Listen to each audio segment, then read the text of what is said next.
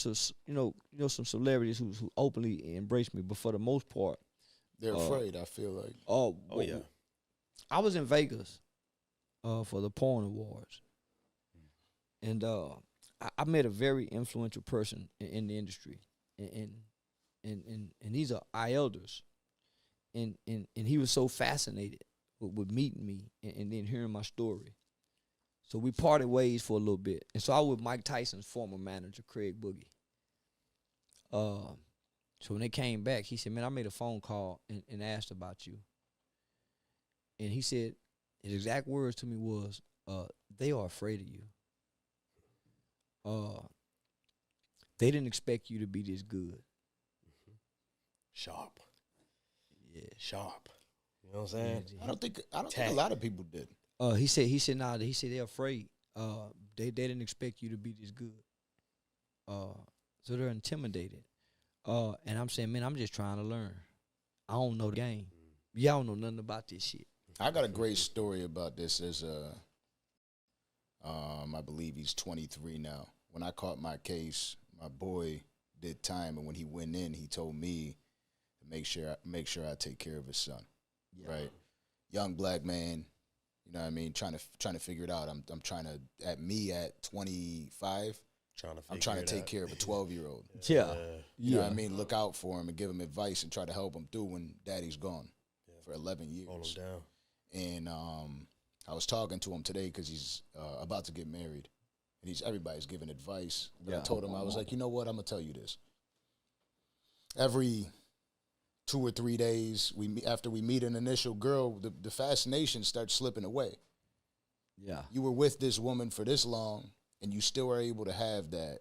You're a better man than me because you figured it out. You know what I mean? At such a young age, you do what's in your heart. You don't do what other people tell you to do. You do what's in your heart. And he was like, you be having Charleston up there.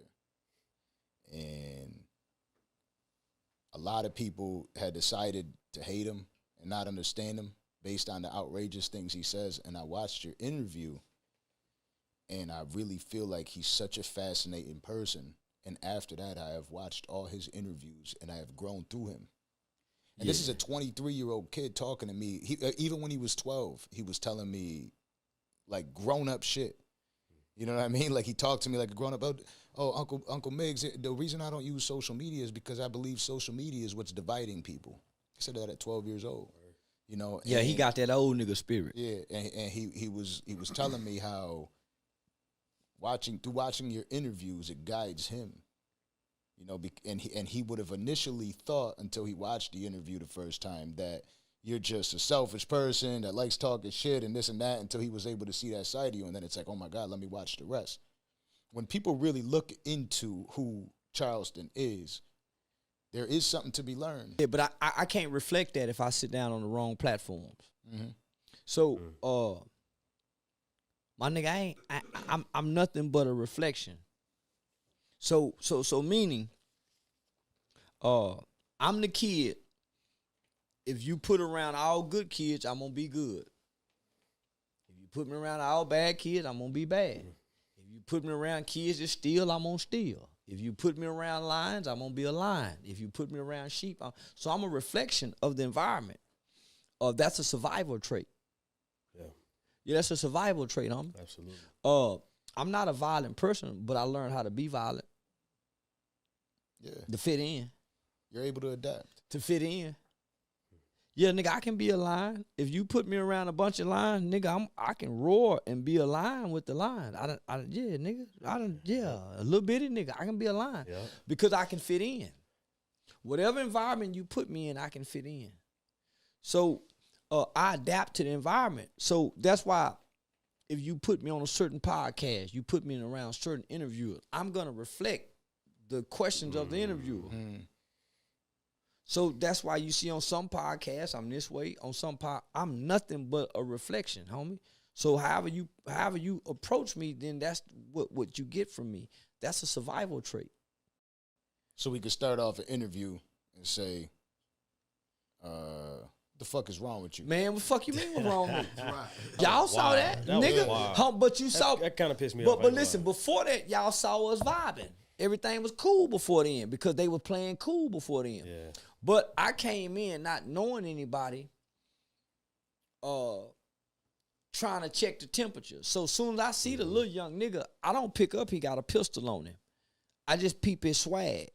So I said, yeah, nigga, you like a young nigga that's been causing trouble, little bow-legged little nigga, good hair, little black-ass nigga. So that mean the girls like. So I went to pinpoint him. So the nigga with the camera said, yeah, that's him, that's him. So I'm really fishing and reading these niggas' temperature, trying to check and see who go laugh, who not go laugh. So, you know, it's like a nigga just shadow boxing, throwing dummy punches. Yep. You know, that's really what I'm doing.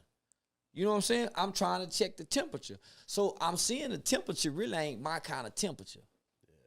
You know what I'm saying? You can feel it. You can feel it. And it's all young niggas. Everybody with me, 40 and over. So I'm saying, why these young niggas got pistols on them? With uncle and granddaddy in them. So these some disrespectful little niggas. So when I sit down with them and they vibe change and they try to talk to nigga, don't nobody talk to me like this. Nigga, not even the killers. Nigga. And you nigga can't roar at me. You niggas is little puppies, nigga. What a puppy look like barking at a lion? No. And that's it. They brought the lion out. Yeah, homie. But only the strong can show compassion for the weak. I know these some weak little old niggas, homie. Yeah. Nigga, I know these some weak little old niggas, homie. Yeah. It's not and I'm with a big dog in the city.